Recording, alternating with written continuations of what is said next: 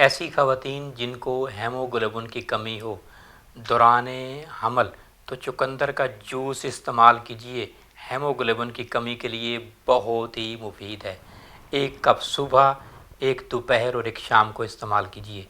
ایسی خواتین جن کو انیمیا کی کمی ہو دوران پریگنیسی تو وہ بھی چقندر کا رس استعمال کریں اور بطور خوراک چقندر کی ہانڈی بنا کر کھائیں، بہت ہی مفید ہے اور مجرب ہے۔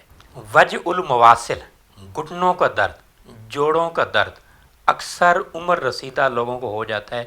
عمر بڑھنے کے ساتھ ساتھ کیلشیم گھٹنوں میں جمع ہو جاتا ہے اور جس سے درد بڑھتا ہے، تو اللہ تعالیٰ کی قدرتی نعمتوں میں چقندر جو ہے یہ آپ کے جسم میں جو ہے کیلشیم جمع نہیں ہونے دیتا، کیونکہ اس میں چقندر میں کیلشیم بھی موجود ہے بھرپور مقدار میں اور سوڈیم بھی موجود ہے۔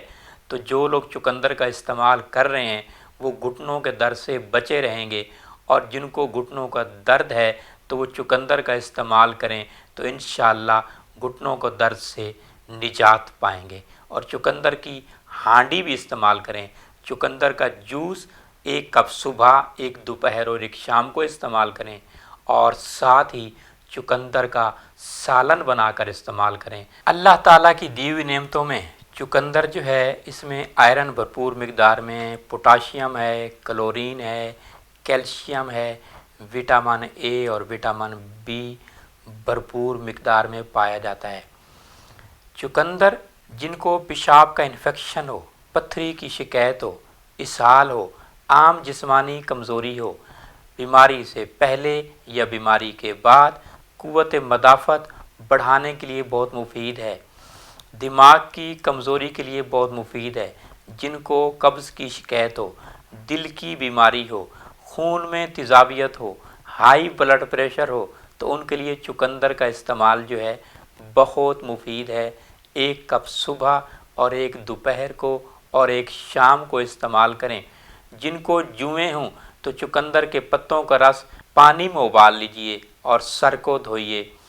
جن کے بال گرتے ہوں چقندر کا رس بطور لیپ استعمال کریں۔ خنازیر میں بھی چقندر کا استعمال بہت مفید ہے۔